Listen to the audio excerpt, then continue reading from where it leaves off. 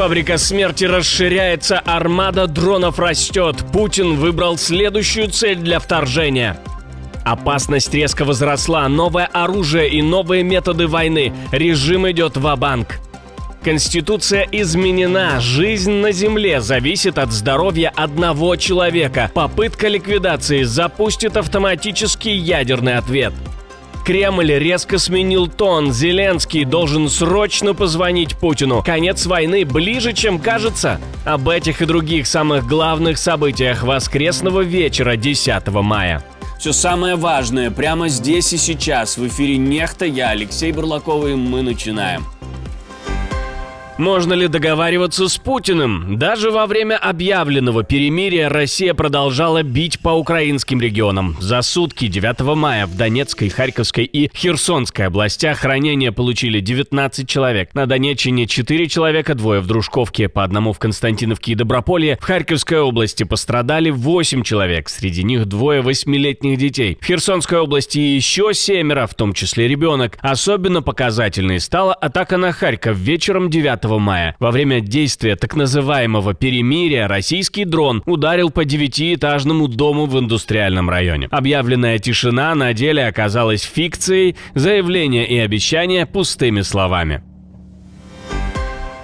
Россия расширяет производство шахедов, видимо, готовится к прекращению огня. Алабуга, где собирают российские ударные дроны типа «Герань» на базе иранских шахед, за год заметно разрослась. По спутниковым снимкам за май 25 и май 26 года территория особой экономической зоны в Татарстане увеличилась примерно на 340 гектаров. На кадрах видны свежие ангары, производственные корпуса и жилые здания. Причем стройка идет не только внутри самой зоны, но и за ее пределами. Отдельно стоит посмотреть на то, кто работает на этом производстве. К сборке беспилотников привлекают студентов колледжа Алабуга Политех, в том числе несовершеннолетних. Мы не раз даже показывали вам, какую рекламу российские медиа используют, чтобы завлечь студентов к производству оружия, которое будет убивать людей. Плохо пересекается с заявлениями Путина накануне о прекращении огня. Правда, тут появился еще один персонаж, который попробовал все объяснить по дороге из Москвы. Роберт Фицо фактически озвучил позицию Кремля по возможным переговорам с Украиной. По его словам, он передал Путину сигнал от Владимира Зеленского о готовности к встрече в любом формате. Ответ понятен. Если украинский президент заинтересован во встрече, ему следует по телефону связаться со своим российским визави. Снова, однако, подтвердилось, что огромной ошибкой является то, что с российской стороной не ведется равноправный политический диалог. Если из ЕС приходят только военные кредиты и поддержка войны, то есть то, в чем Словакия не участвует, это не укрепляет взаимное доверие. Вместе с тем, акции крупнейших оборонных компаний пошли вниз, и СМИ связывают это с ожиданиями, что война в Украине может перейти в менее горячую фазу. Сильнее всего ударило по производителям дронов, просели и тяжеловесы рынка, например, Lockheed Martin, производящая HIMARS, потеряла около четверти стоимости за несколько месяцев. То есть инвесторы начали выходить из сектора, который еще недавно считался одной из самых выгодных ставок на фоне войны.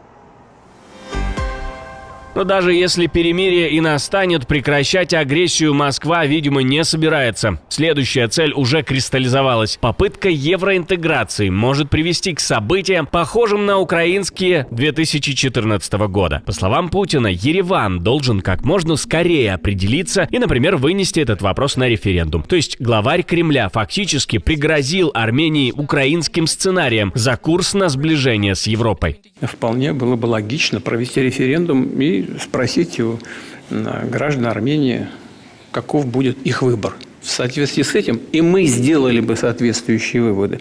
И пошли бы по пути мягкого,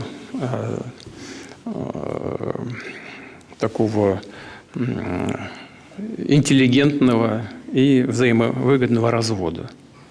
Ведь понимаете, что вот мы сейчас переживаем все, что происходит на украинском направлении. А с чего началось-то? Со вступления или попытки вступления Украины в ЕС.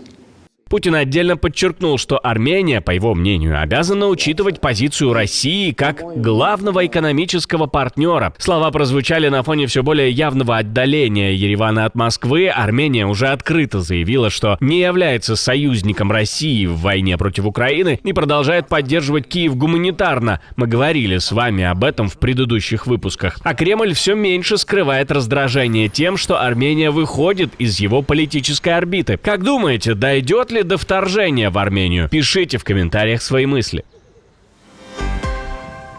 Бессмертный, но очень пугливый полк в Петербурге в этом году прошел под жестким контролем и с новой заметной деталью. Среди портретов фронтовиков, скорее всего, из прошлого века все чаще несли фотографии участников войны против Украины. По наблюдениям местных медиа, таких портретов были уже не десятки, а сотни. Вместо ожидаемого 1 миллиона участников в колонне, по оценке изданий, было около 100-120 тысяч человек. Напомню, что это не самое интересное. Самое интересное, что жителям центра культурной столицы России просто запрещено было выходить на улицы. Из-за усиленных мер безопасности перекрыли не только подходы, но и тротуары. Мы говорили с вами об этом раньше. Особенно ярко смотрелись жители за решетками подворотен под охраной полиции. Ну, ничего страшного, ради такого величия можно и потерпеть.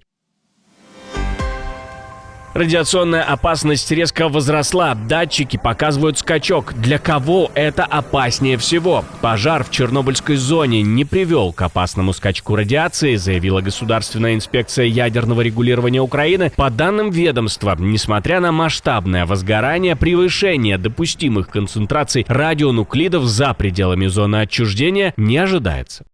Впрочем, перенос уже присутствующих в экосистемах техногенных радионуклидов в результате пожаров, ураганов и тому подобного не создает дополнительной радиоактивности, а является лишь фактором их перераспределения в объектах окружающей среды, что не создает дополнительных рисков, которые бы требовали применения мер вмешательства для радиационной защиты населения.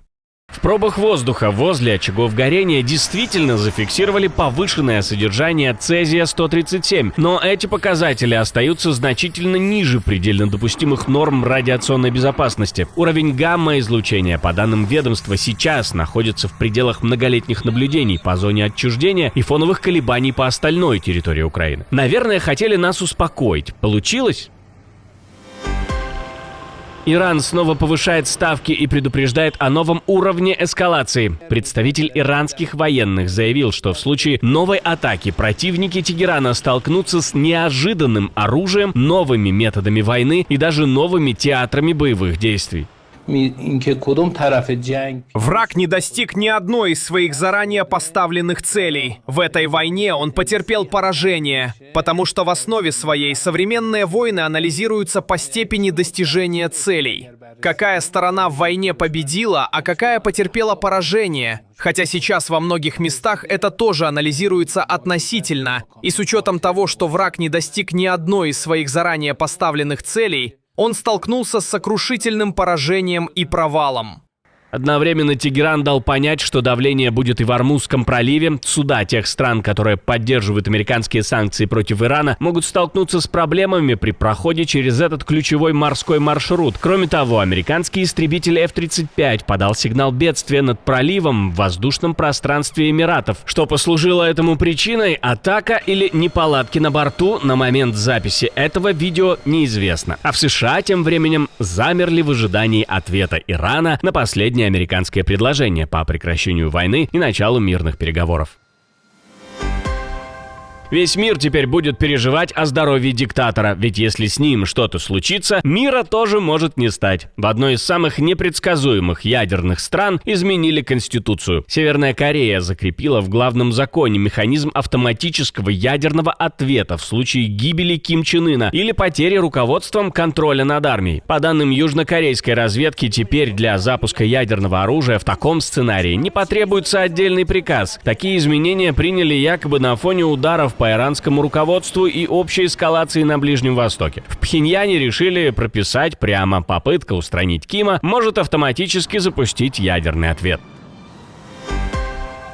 Национальный штурм ТЦК, или как представители ромской национальности пытались отбить своего у военных. По данным Закарпатского областного ТЦК, группа людей попыталась силой прорваться на территорию районного ТЦК, игнорируя требования дежурных. В ведомстве заявили, что нападение удалось отразить, а ситуацию локализовать. Но не все так просто. По информации журналистов, конфликт вспыхнул после мобилизации представителя местной ромской общины. У здания собрались около 30 человек, которые начали ломать двери и пытались ворваться внутрь. Также, по данным журналистов, во время столкновения прозвучали выстрелы как минимум 4, большинство из стартового пистолета и по меньшей мере 1 из автомата Калашникова, предположительно холостым патроном. Теперь правовую оценку инциденту должны дать правоохранители.